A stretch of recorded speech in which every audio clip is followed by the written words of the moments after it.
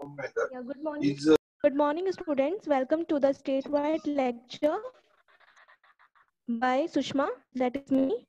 So today, again, we are going to continue the same chapter, which is tourism, transport, and communication.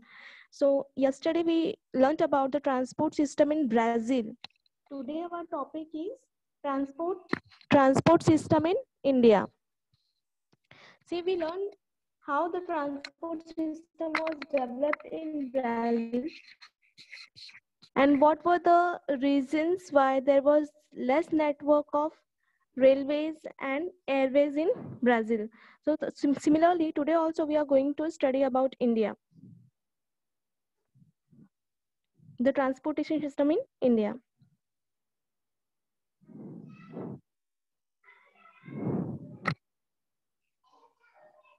Before I start, I'll give you an example why transportation system is used and what is the necessity of transportation. See, we use many items in our daily life, right? From toothpaste to our bed tea, milk, clothes, soaps, food items, etc. All these are required on daily basis. That is, we require all these things every day. All this can be purchased from the market only. Have you ever thought as to how these items are brought from the site of production? All the production is meant for consumption only, right? See, we are consuming tea, milk, and we are using clothes, soaps, food items daily. So have you ever thought from the site of production these things are brought? All the production is meant for consumption only. From the field and factory, produce is brought to the place from where consumers purchase it, right? Like from where we purchase, these things are brought there. So it is a transportation only. It is a transportation of these items from the site of their production to the market, which make them available to the consumer. So it is a transportation only through which the medium through which we are getting all these things. So the use, transport, and communication depends upon our need to move things from place of their availability to the place of their use. And human beings use various methods to move goods, commodities, ideas from one place to another place. Okay, so there are many ways through which we can move things from one place to another place. Now let's see what the different means through which we can transport things from one place to another place. See, there are three means of transportation, mainly three means of transportation, that is ways, waterways, and airways. Okay. Now, landways are classified into three categories, that is roadways, railways, and pipelines. Again, the second ways is the waterways, which is classified into inland and seaways, or you can say oceanic routes. The third is airways, which is classified into national and international. So today we are going to cover these three means of transportation, which is used in India. Before we start, let's classify the roads, first way of communication or first way of transportation. Let's start. See, for the purpose of construction and maintenance, roads are classified as national highways, state highways, district roads, village roads, border roads, express or superways. Now let's start. See, road transport in modern sense was very limited in India before World War II. The first serious attempt was made in 1943 when Nagpur plan was drawn. This plan could not be implemented due to lack of coordination among the princely states and British India. See, as we all know that before independence, India was ruled by British, and there were many kings who were controlling the princely states like Hyderabad, Kolkata. There are many states which were ruled by the kings. They were called as the princely states, and Britishers were controlling our India. Britishers were ruling our India. So there was no coordination between the princely states, the king of the princely states, and India to plan any road, to construct any road. So the Nagpur plan, which was drawn in 1943, this plan could not be implemented due to lack of coordination among the princely states and British India. After independence only, 20-year plan was brought in 1961, which was introduced to improve the conditions of roads in India. See, all these things were constructed to for the better movement and for the growth of economy. Transportation system facilitate and gives a boost to the growth of economy, and also it also helps in generating, or it also provides income and provides employment opportunities, facilitates the connectivity of one state to the other, and also as well as one nation to the other nation. It connects one nation with the other nation. So let's see how roads are classified as. First one is national highways.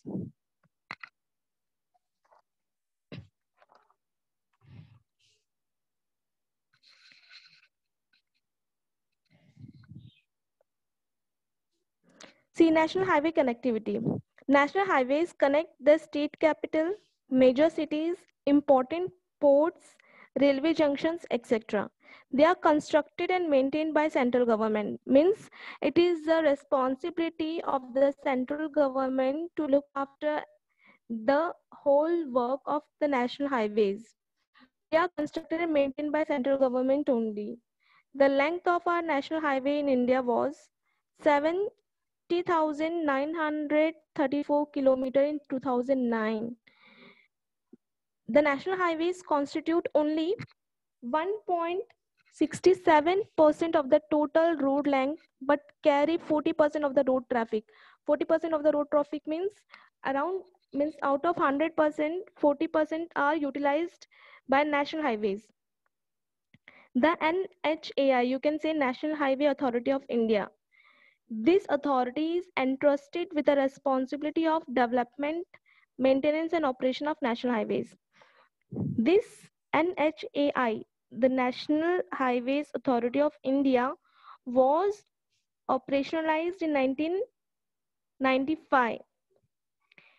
It is an autonomous body. Autonomous body का मतलब है कि खुद अपना काम करता है ये. No one comes and interfere in this authority. It is an autonomous body under the Ministry of Surface Transport.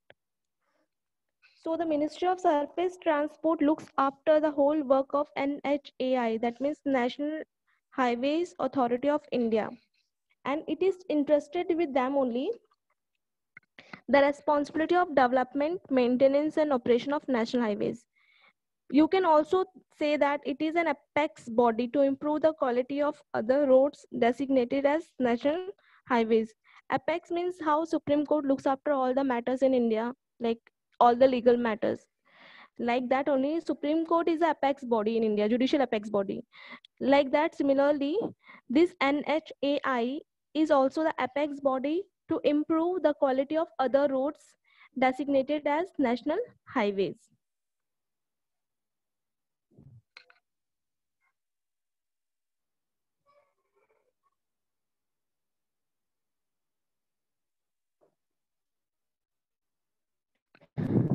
Now see why these land transports are started. As you can see that in rural areas are made with like unmetalled roads. In rural areas you can see unmetalled roads. Unmetalled roads का मतलब होता है कि कच्चा road जहाँ पे हम heavy vehicles नहीं चला सकते. So this land transport are made keeping in mind the development of a country. See, the pathways and unmetalled roads have been used for transportation in India since ancient times. Ancient times का मतलब बहुत पुराने से हम roadways and all use कर रहे हैं, oceanic ways use कर रहे हैं, things transport करने के लिए. with the economics and technological development. See, when there was advancement in the technology and when there was a invention in the technology, the economics and technological development, metal roads and railways were developed to move large volume of goods and people from one place to another. Ropeway, cableways, and pipelines were devised to cater to the demands of transporting specific goods under special circumstances. National Highways Authorities of India has also undertaken many plans, like you can see here.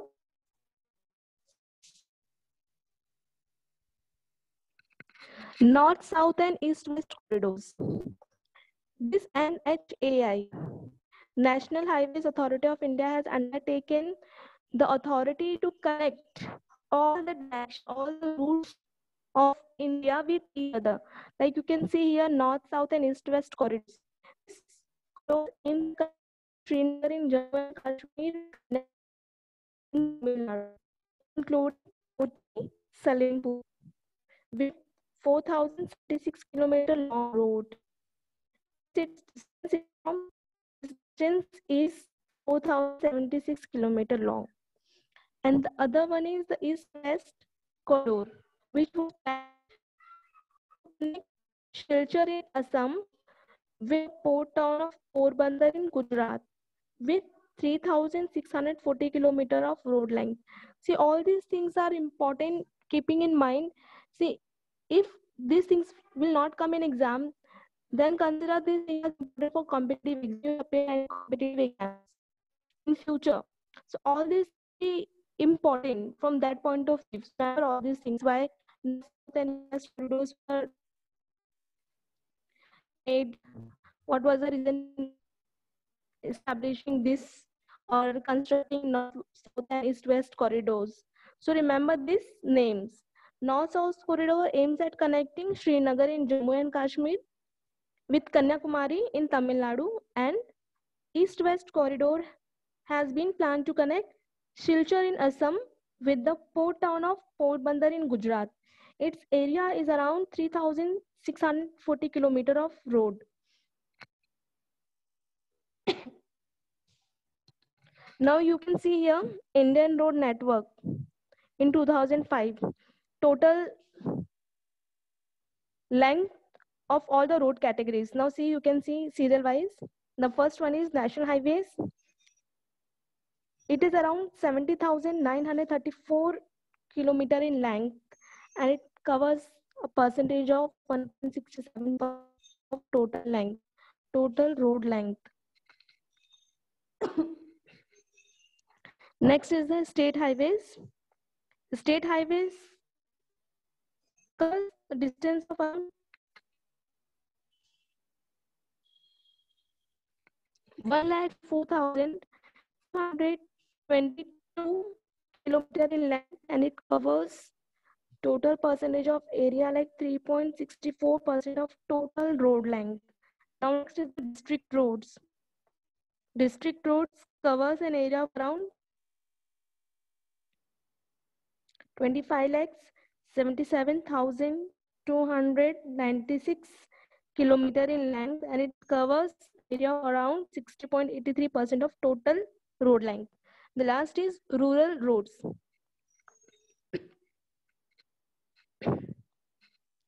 Rural roads covers an area of around 14 lakhs 33,557 kilometers in length, and it covers a percentage of around 33.86% of total road length.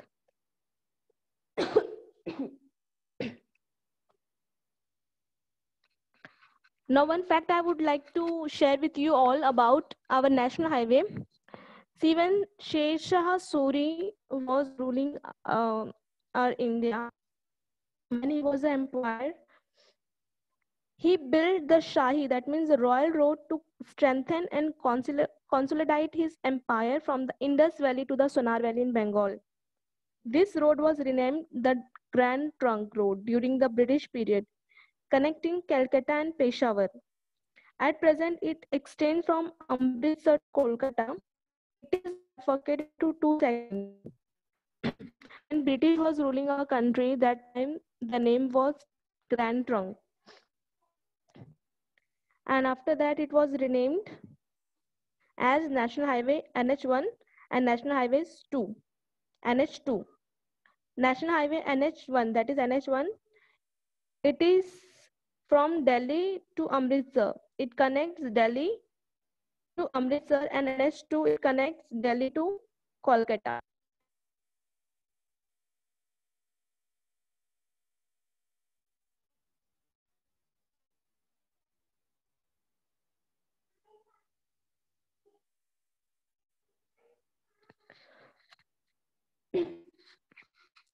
Now land transport. Let's road transport.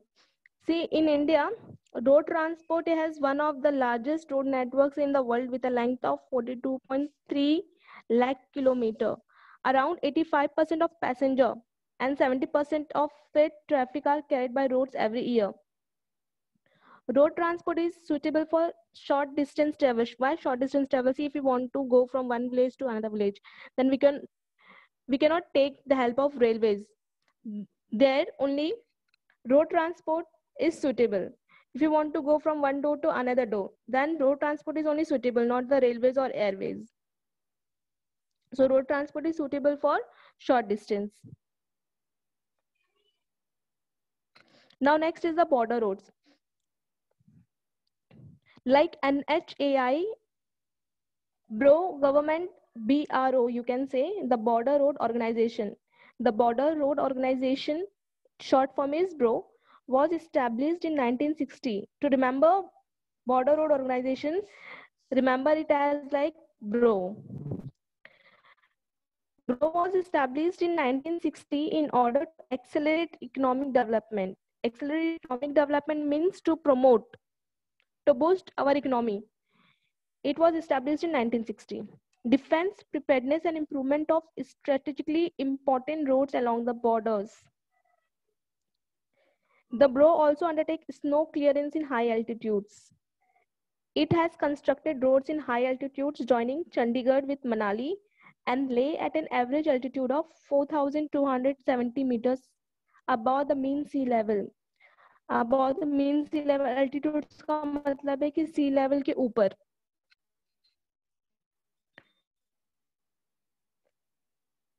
You can see here in the figure. देखो यहाँ पे. You can see here in the figure.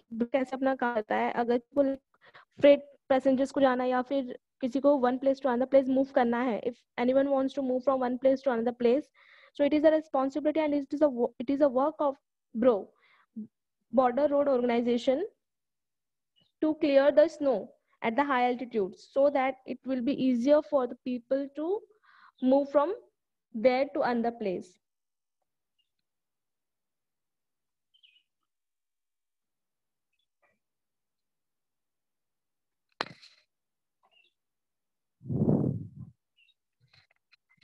Like NHAI and BRO, government has proposed many more schemes for the development and connectivity of one place to another place. The another scheme which was proposed by government was Bharatmala.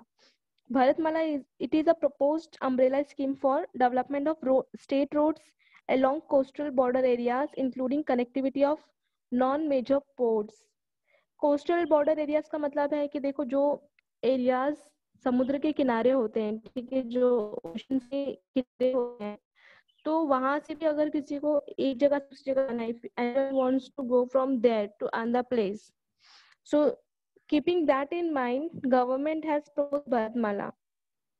So it connects one major ports with other non-major ports. And it is also useful to connect backward areas of religious and tourist places. Backward areas of religious and tourist places का मतलब है कि जो areas बहुत backward है, जहाँ पे कोई facilities नहीं है travel करने की या फिर एक जगह से दूसरी जगह जाने की, or you can say to move from one place to another, when the place where there is no connectivity. So Bharatmala helps to connect that backward areas of religious and tourist places so that pilgrimages can go safely, or they can travel safely from one place to another place or to their destinate places. Third is the Setu Bharatam. Pariyojana, Setu Bharatam Pariyojana, which is for the construction of about 1500 major bridges and 200 rail over bridges and rail under bridges. Abhi, you might know about the Setu was made during the time of Ram. ठीक है, जो वानर सेना ने सेतु जो बनाए थे, ठीक है, एक ब्रिज बनाए थे to connect India with Sri Lanka. वैसे ही ये सेतु भारतम नाम याद रखो, this in mind, Setu Bharatam परियोजना, which is for the construction of around 1500 major bridges and 200 rail bridges and rail under bridges. District headquarters connectivity scheme for the development of about 9,000 kilometer newly declared national highway. Keep all these things in mind. See, it may not be important from your exam point of view, but it may be important for the competitive exam which you will appear for the next after 5 years.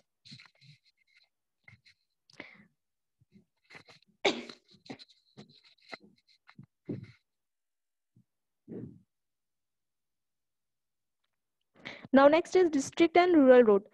See, this district roads connects district headquarters and other important nodes in the district. It accounts for around 60.83% of total road length. Now next is rural roads. 33.86% of the total road length in India is categorized as rural roads.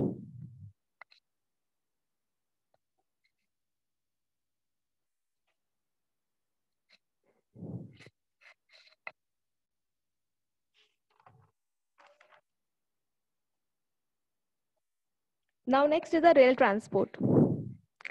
Indian Railways network is one of the longest in the world. Longest in the world का मतलब है कि अपने India में जितना ज़्यादा rail use होता है, रेल ट्रांसपोर्ट यूज होता है, other countries are using very rare. Other countries are not using that much rail transport system to move things from one place to another place. So Indian Railways network is one of the longest in the world. Because in India, you can see many plain regions where there is a good connectivity of rail networks with other places. If you'll see in Brazil, Brazil is not that much connected in terms of area. If you'll see Brazil, Brazil is covered mainly by Amazon rainforest, and it is covered by swampy lands. That is why the construction of rail networks is not possible in Brazil. But if you'll see in India, there is no such kind of dense forest you can see in India. So that is why rail connectivity is very good in India as compared to Brazil. So Indian Railways network is one of the longest in the world. Rail system was introduced in India when during the time of British period.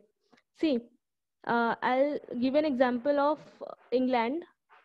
When there was an industrial revolution in England, the production of goods were much and much more as compared to other countries. So to transport or to trade with other countries, it became necessary for England to search something which can move their goods from one place to another place in a very shorter period. Because if they will transport or if they will trade their goods through oceanic ways, though oceanic ways or you can say sea ways were the cheapest means of transport, but it takes several times, means it takes too much time to deliver goods to the destination places. So the rail system was introduced. Actually, rail system was introduced by England only to move goods faster in shorter time, so that they can earn more and more profit or they can increase the economy of their country. In India, rail system was introduced in 1853 when a line was constructed from Bombay to Thane, covering a distance of 34 kilometers. So first railway route was started or constructed in India from Bombay to Thane. Keep this in mind. It is very important question from competitive exam point of view. Rail system was introduced in India in 1853 and first rail line was constructed from Bombay to Thane, covering a distance of 34 kilometers. largest government undertaking in the country. The length of Indian Railways network is around 64,464 kilometer. Sorry, 64,460 kilometer. Railway system has been divided into 16 zones. As you can see, Central Railway, Western Railway, Eastern Railway, Northern Railway, Southern Railways. So like this, railway system in India has been divided into 16 zones. Means it goes in 16 zones of our country. The next important rail line was the Konkan rail line.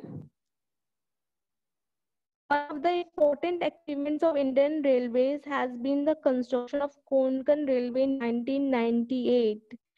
It is 760 kilometer long rail route connecting Roha in Maharashtra to Mangalore in Karnataka. It is considered an engineering marvel. It crosses 146 rivers, streams, nearly 2,000 bridges and 91 tunnels. It is seriously a good achievement, or you can say a big achievement of Indian Railways. Asia's largest tunnel, which is nearly 6.5 kilometers long, also lies on this route. The states of Maharashtra, Goa and Karnataka are partners in this undertaking. Means all the government of all these states took a major effort in constructing Konkan railways, which connects western and the southern part of our nation. That means it connects Roha in Maharashtra to Mangalore in Karnataka. You can see the map here also, a diagram. See, it connects. See the Konkan railway, it starts from Mumbai CST, then it goes to Roha, Veer, Khed, Chiplun, Ratnagiri, Rajpur, Kudal, Savantwadi, Pednam, Madgaon, Kerwar, Ankola, Bhatkal, Kundapura, Udupi, Ukur, and then last stop is Mangalore. These are the major stops of Konkan Railways.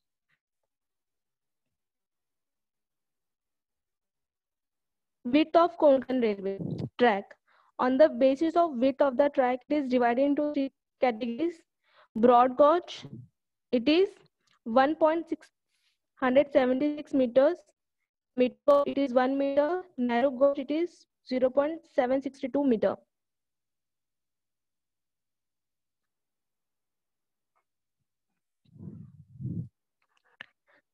Now next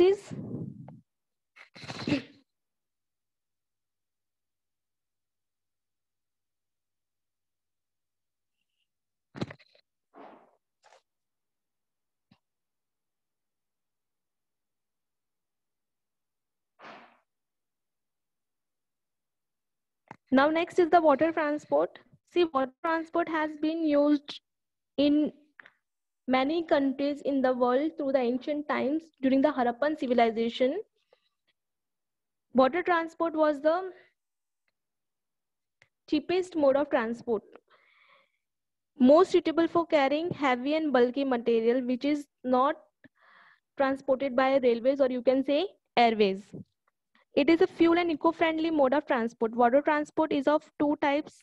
One is the inland waterways and the one is the oceanic waterways.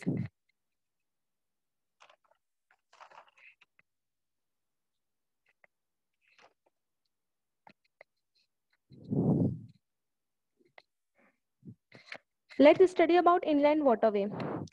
See, inland waterway India has around 14,500 kilometers of navigable waterways. It contributes 1% to the country's transportation. It comprises inland waterways comprises of rivers, canals, backwaters, etc. Inland Waterways Authority was set up in 1986 for the development, maintenance and regulation of national waterways. Like national highways, waterways are also divided into national highways. See, there are some major national highways which is shown here. you can see Inland Waterways Authority declared 3 inland waterways as national waterways. See, waterways stretch, its specification and date of declaration. First is National Waterways 1, which is from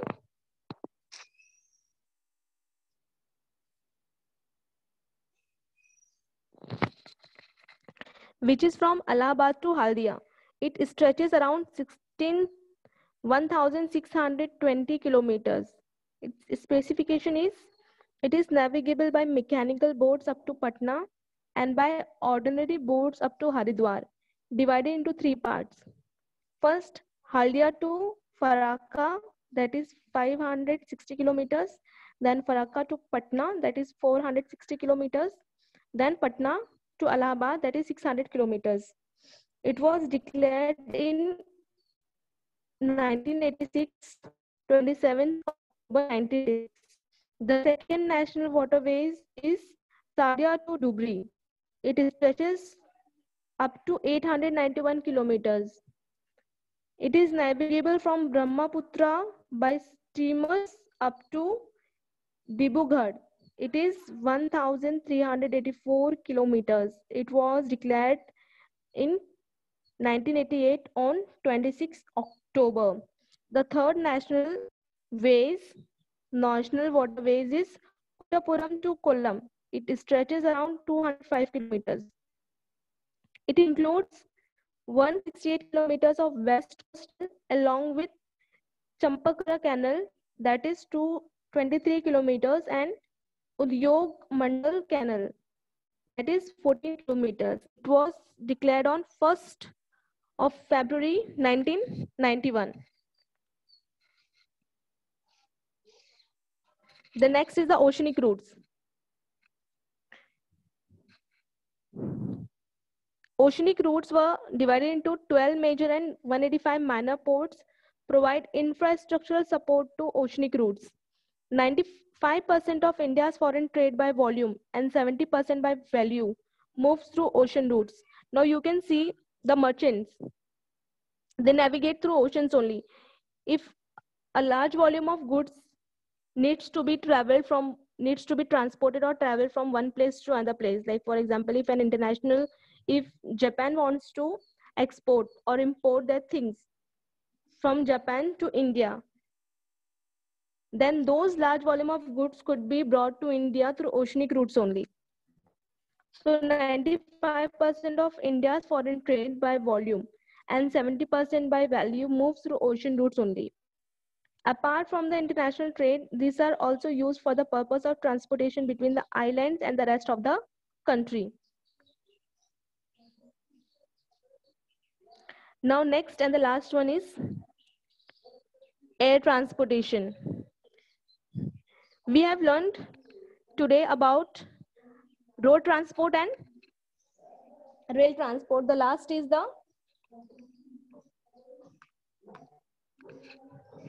road transport, or you can say land transport, water transport, and the next one is the air transport.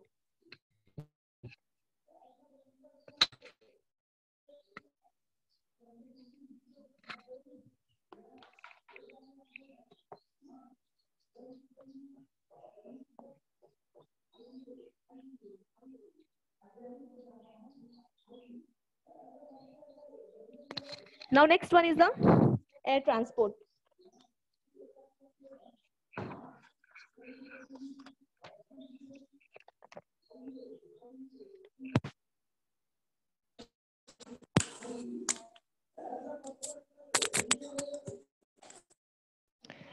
Air transport, it is the fastest means of movement from one place to the other. If anyone wants to move in a shorter time, suppose if I don't have time and I want to reach Delhi, or you can say if I want to reach to any other international place in a very shorter period, then I'll use air transport.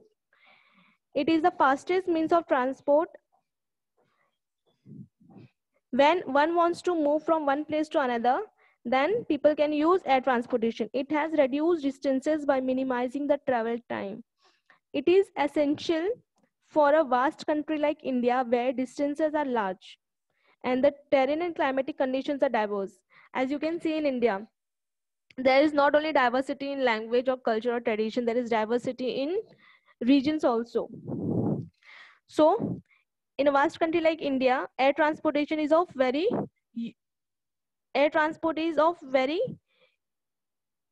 useful purpose. Air transportation in India made a beginning in 1911 when airmail operation commenced over a little distance of 10 kilometers between Allahabad and Naini. So in 1911, Air Transport India was launched between Allahabad and Naini. Next, but its real development took place in post independence period, जब हमारा India आज़ाद हुआ था actually में, ठीक है, उसके बाद हमने सबसे ज़्यादा अचीवमेंट अचीव किया था एयर ट्रांसपोर्ट सिस्टम में. The air authority of India like NHAI and RO. Like that, the Air Transport Authority of India is responsible for providing safe, efficient, and air traffic and aeronautical communication services in the Indian airspace. The authority manages 125 airports. The air transport in India is managed by Air India only. Now, अभी आप देखोगे कि बहुत सारे ऐसे private companies आ गई है like Vistara, then you can say or Kingfisher. There are many companies which have come and which are providing international services to the people. Now, many private companies have also started passenger services. Air India provides international air services for both passengers as well as cargo traffic. Cargo traffic means if suppose if anyone wants to import or export their goods, that comes under cargo traffic. It connects all the continents of the world through its services. All the continents means जितने सातों के सातों continents हैं, सारे continents को ये connect करता है air service. Now let's have a look on the major air transport system in India. See, in 1911, as you have already learned, Air Transport India was launched between Allahabad and Naini. Then in 1947, air transport was provided by four major companies. Namely, you can say Indian National Airways, Tata Sons Limited, Air Services of India, Deccan Airways. Again in 1951, four major companies joined the services: Bharat Airways, Himalayan Aviation Limited, Airways India and Kalinga Airlines.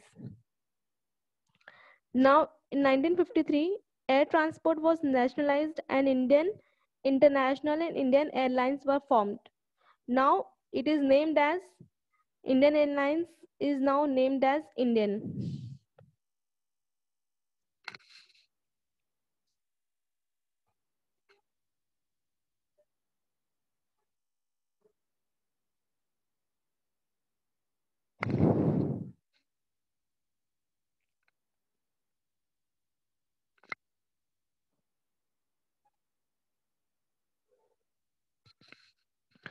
Hope you all have understood this lesson.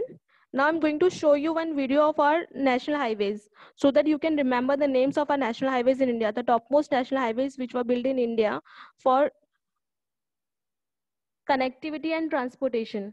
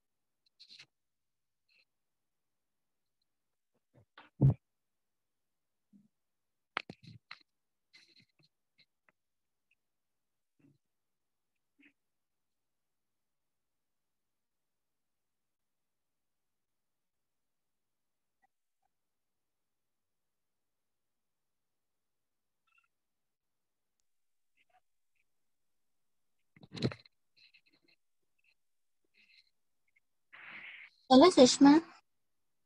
Hello. We cannot hear the voice.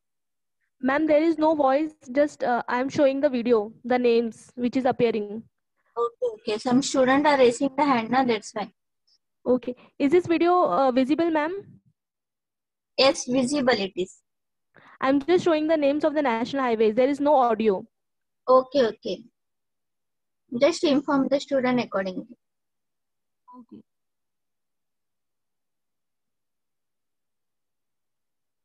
Hello.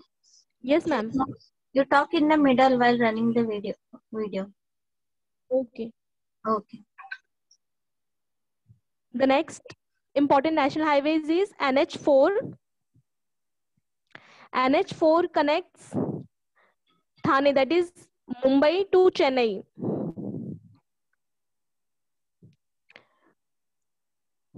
The next one is NH5. NH5 connects. Students, if you want, you can write down, because video is very slow and you can write down also.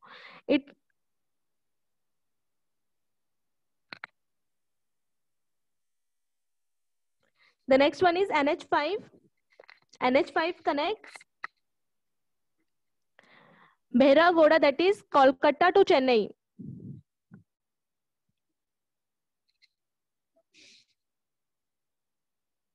Bhairagoda, that is Kolkata to Chennai. Next one is NH6. NH6 connects Hazira to Kolkata.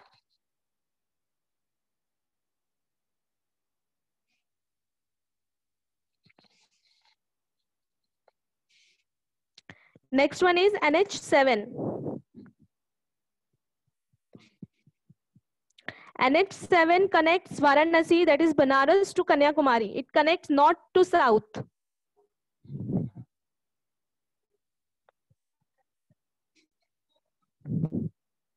Next is NH8.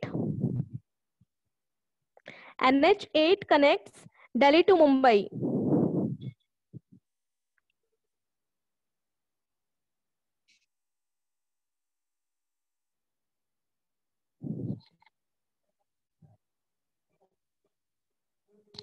Next is NH9. NH9 connects Pune to Machilipatnam, that is Maharashtra to south.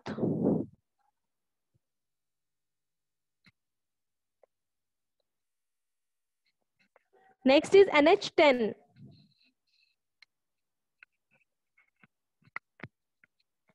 NH10 connects Delhi to Fazika, proceeding to Indo-Pak border. NH10.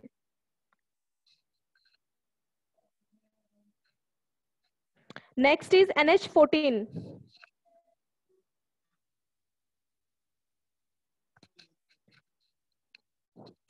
Beaver to Radhanpur, that is Sirohi.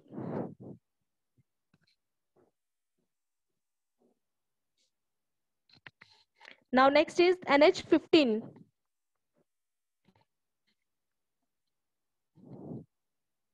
Pathankot to Kandla.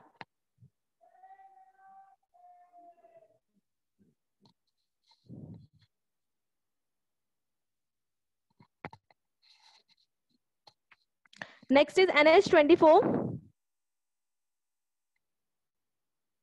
It connects Delhi to Lucknow.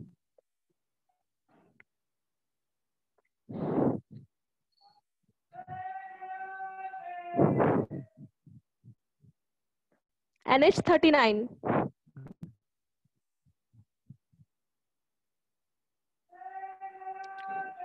Numligarh to Indo-Myanmar border.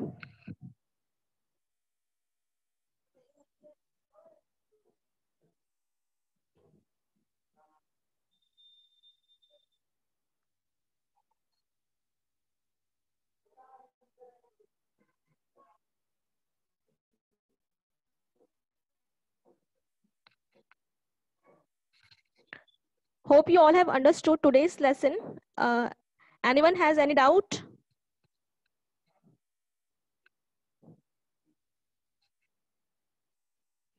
Hello? Students, Students, anyone has doubt, please raise your hand. the videos which I have shown you today of our national highways, tomorrow I'll show you the map in the next lecture. How these national highways connect one place with the other place and why national highways are important. See, national highways were built keeping in mind to connect the places in shorter time, to save the fuel and to save time also. So if any one of you have any doubt, can ask me questions regarding today's topic.